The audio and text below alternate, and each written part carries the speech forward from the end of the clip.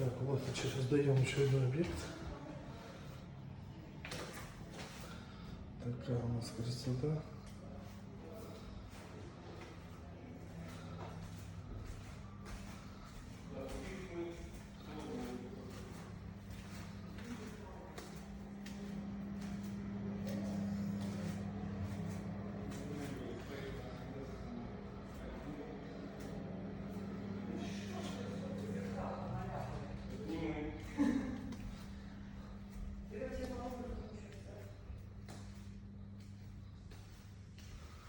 Сколько еще много? Нет, слушай, сейчас гардеробная и вот на втором этаже там.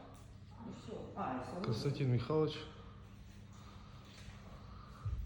Конь здесь стоит такой красивый.